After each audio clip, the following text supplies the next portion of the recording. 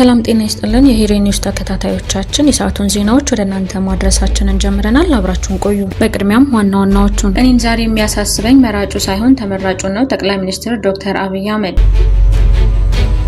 በወልዲያ ከተማ በፈንጂ ጥቃት ንጹሃን ላይ ጉዳት መድረሱ ታውቋል።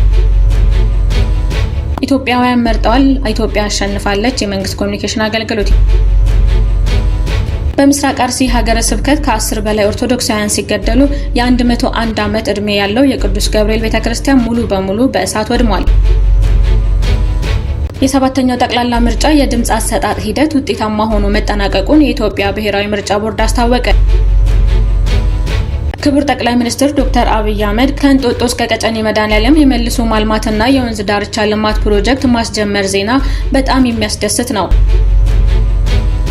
በቴህራን በሚገኘው የብሄሽት ዛሃራ መካነ መቃብር የቀብርና ተያያዥ አገልግሎቶች ላይ 50 በመቶ ጭማሪ መደረጉንና የሟች አስከሬን ለማጓጓዝ የሚጠየቀው ገንዘብ በከፍተኛ ሁኔታ መጨመሩን የሚያሳየው የኢኮኖሚ ችግሩ ምን ያህል እንደከፋ ነው። ፕሬዝዳንት ቭላድሚር ፑቲን በካዛክስታን አስታና ከፕሬዝዳንት ቶካየቭ ጋር ተወያዩ። የኢራኑ ፕሬዝዳንት ማሱድ ፔዚሽያን ለሀገሪቱ የበላይ መሪ ጽህፈት ቤት ይፋዊ የሥራ መልቀቂያ ደብዳቤ ማስገባታቸውን ምንጮች ገልጸዋል። ከኢራን ጋር በቀጣይ ሳምንት ስምምነት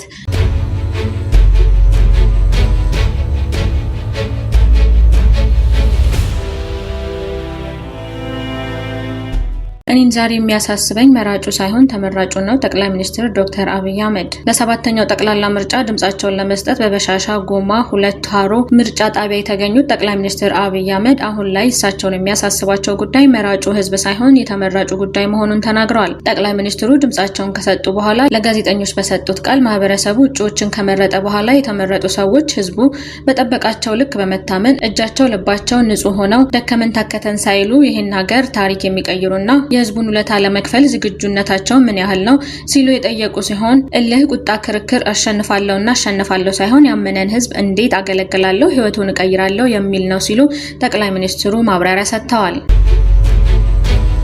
በወልዲያ ከተማ በፈንጂ ጥቃት ንጹሃን ላይ ጉዳት መድረሱ ታውቋል። በወልዲያ ከተማ ራስ አሊ ክፍለ ከተማ ቀበሌ 06 ትላንትና ከቀኑ 6:40 ገደማ በንጹሃን ዜጎች ላይ የፈንጂ ጥቃት መፈጸሙ ታውቋል። ጥቃት ፈጻሚዎቹ ሰርገው የገቡ ጸረ ሰላም ኃይሎች ናቸው የተባለ ሲሆን በአንድ ባጃጅ ላይ የተጠመደ ጸረ ሰው ፈንጂ በደረሰው በዚህ ፍንዳታ በሁለት ንጹሃን ዜጎች ላይ ከፍተኛ የአካል ጉዳት ደርሶ ወደ ሆስፒታል መወሰዳቸውን ከስፍራ የደረሰን መረጃ ያመለክታል። ጠቅላይ ሚኒስትሩ የምርጫ እንዲደናቀፍ በመቶዎች የሚቆጠሩ ቦምቦች በየከተማው ሊረጫ ቀደው ስንለቅም ቆይተናል ማለታቸው ይታወሳል።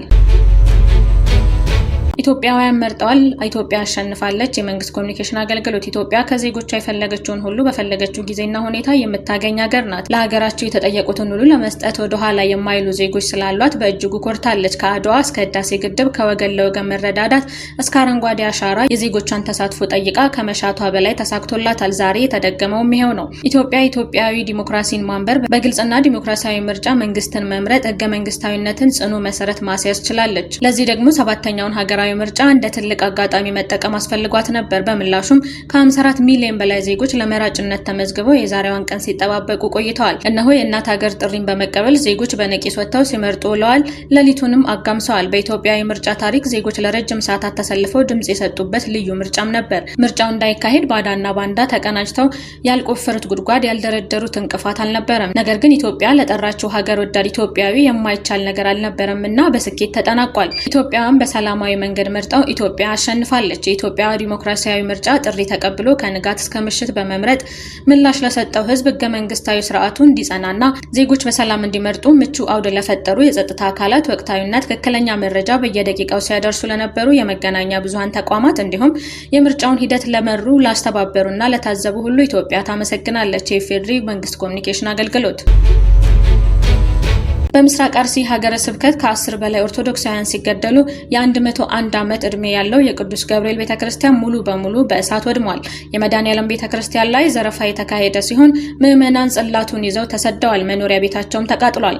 ከግንቦት 23 ቀን 2018 ዓ.ም ጀምሮ በምስራቅ አርሲ ሀገረ ስብከት አሰኮ ወረዳ ጠላታ ጨፋ ቀበሌና ካራ ኩፍቴና በሚባሉ አካባቢዎች በኦርቶዶክሳውያን ላይ ያነጣጠረ አሰቃቂ ግድያ ተፈጽሟል። በአሰኮ ወረዳ ጠላታ ጨፋ ቀበሌ ብቻ በታጣቂ ኃይሎች በተፈጸመ ሰብአዊነት በጎደለው ጥቃት ከ10 በላይ ንጹሃን ኦርቶዶክሳውያን ተገለዋል። በአካባቢው የ101 ዓመታት ዕድሜ ያስቆጠረው የጠላታ ጫፋ ቅዱስ ገብርኤል ቤተክርስቲያን ሙሉ በሙሉ በእሳት መውደሙ ተገልጿል። በተመሳሳይ ጥቃት በካራ ኩፍቴና መድኃኔዓለም ቤተክርስቲያን ላይ ጥቃት የተሰነዘረ ሲሆን የቤተክርስቲያኑ ንብረት የሆኑ ቤቶች በመቃጠላቸው ምዕመናን የመድኃኔዓለም ቅዱስ ጽላት ይዘው በእግራቸው ወደ ሌላ አካባቢ መሸሻቸው ታውቋል።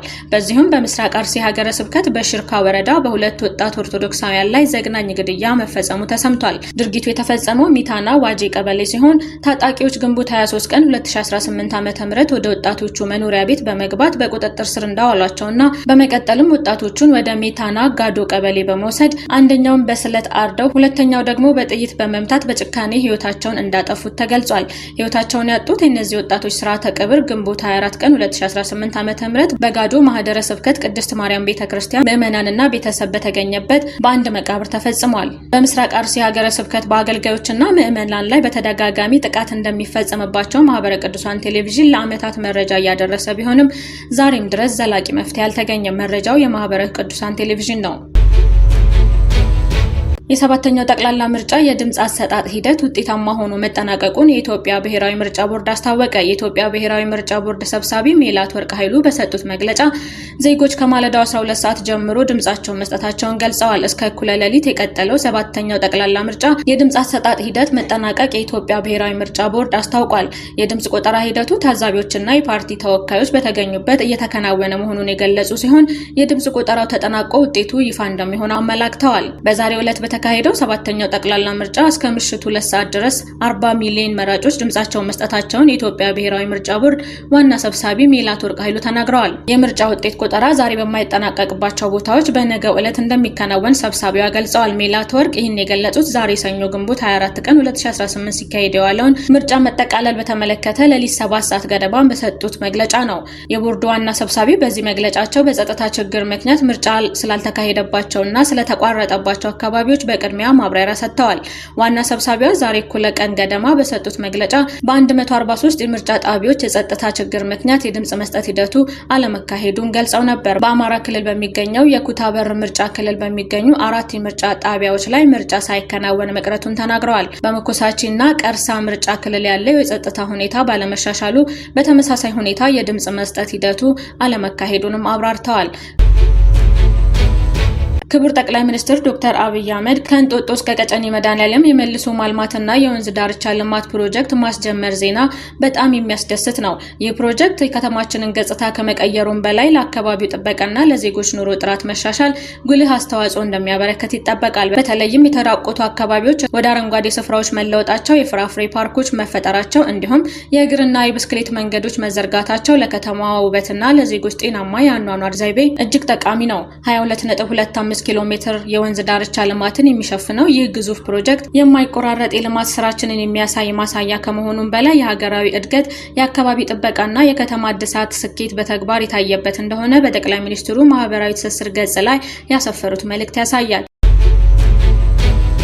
በቴህራን በሚገኘው የብሄሽት ዛህራ መካነ መቃብር የቀብርና ተያያዥ አገልግሎቶች ላይ 50 በመቶ ጭማሪ መደረጉንና የሟች አስከሬን ለማጓጓዝ የሚጠየቀው ገንዘብ በከፍተኛ ሁኔታ መጨመሩን የሚያሳየው የኢኮኖሚ ችግሩ ምን ያህል እንደከፋ ነው። ይህ ሁኔታ ለሟች ቤተሰቦች እጅግ ከባድ ርዕሰ ጉዳይ ከመሆኑም በላይ እንደ ጸጥታ ተንታኞች ገለጻ የዋጋ ንረት የኢኮኖሚያዊ ችግር በተጨማሪ ጥልቅ የፖለቲካ ቀውስ ነጸብራቅ ነው። በተለይም በቅርቡ በኢራን የሚካሄዱትን ህዝባዊ ተቃውሞዎች ተከትሎ የሟች ቤተሰቦች የቀብር ስነ ስርዓቶችን ለፖለቲካዊ ተቃውሞ መድረክ እያደረጓቸው ሲሆን የመንግስት አካላት ደግሞ ይህንን ለመቆጣጠር ለማስፈራራት የቀብር መብቶችን እንደ መሳሪያ እየተጠቀሙበት እንደሆነ መረዳት ይቻላል። ይህ ደግሞ በኢኮኖሚያዊ ጫና ውስጥ የነበሩ የሀዘንተኞች ስሜት ይበልጥ ጎድቶታል።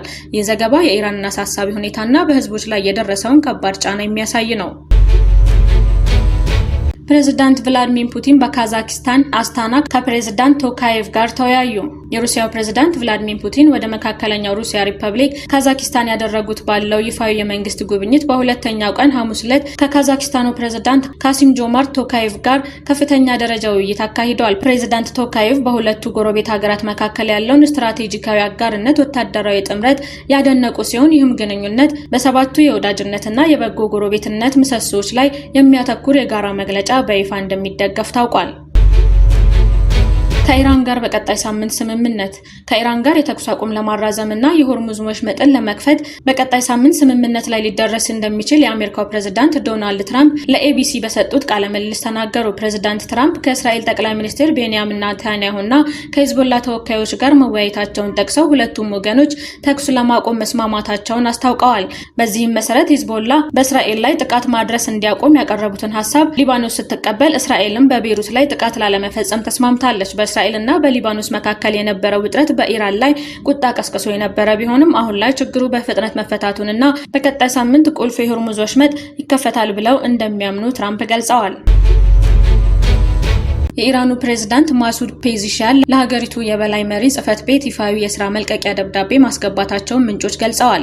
ፕሬዝዳንቱ በደብዳቤያቸው እንዳስቀመጡት መንግስታቸው በዋና ዋና የውሳኔ አሰጣጥ ሂደቶች ውስጥ ሙሉ በሙሉ መገላገላቸውንና በዚህም ምክንያት የኢራንን አብዮታዊ ጥበቃ ጦር ውስጥ ያሉ ጽንፈኛ አንጃዎች የሀገሪቱን ጉዳዮች እንዲቆጣጠሩ ማድረጉ ገልጸዋል። በዚህም አስቸጋሪ ሁኔታ ውስጥ ሆነው መንግስትን መምራትም ሆነ ህጋዊ ኃላፊነታቸውን መወጣት እንደማይችሉ በመግለጽ በአስቸኳይ ከስልጣናቸው ለመልቀቅ መጠየቃቸውን አስታውቀዋል።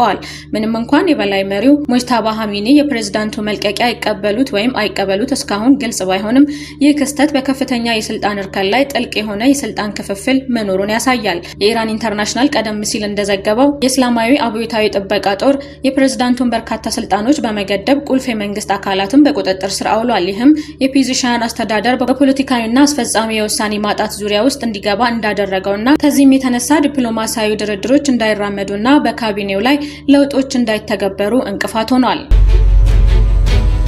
እስራኤል በትላንትናው ዕለት በደቡባዊ ሊባኖስ ጥቃት ለመፈጸም የአካባቢው ነዋሪዎች ለቀው እንዲወጡ ትዕዛዝ ማስተላለፏን ተከትሎ ኢራን በእስራኤል ላይ ጥቃት ፈጽማለሁ፣ የሰሜን እስራኤል ዜጎች በአስቸኳይ እንዲወጡ እንዲሁም ከአሜሪካ ተደራዳሪዎች ጋር ያለኝ ግንኙነት አቋርጣለሁ ማለቷን ተከትሎ ዶናልድ ትራምፕ ለእስራኤል ጠቅላይ ሚኒስትር ወዲያውኑ ደውለው ወደ ሊባኖስ እየገሰገሰ ያለው ጦር እንዲመለስና ጥቃት እንዲቆም፣ ሂዝቦላህም ጥቃት እንዲያቆም መስማማታቸውን ገልጸው ነበር። እስራኤል ግን ጥቃቱን አላቆምም ብላለች። በሁለቱ መሪዎች የስልክ ውይይት ትራምፕ ለኔታንያሁ አንተ የማትገመት እጅግ አስቸጋሪ እብድ ሰውነ፣ ከእስር ቤት ያዳንኩህ እኔ ነኝ፣ ሁሉም ይጠላሃል፣ በዚህም ምክንያት ሁሉም እስራኤልን ይጠላታል ማለታቸውን አክሲዮስ ዘግቧል።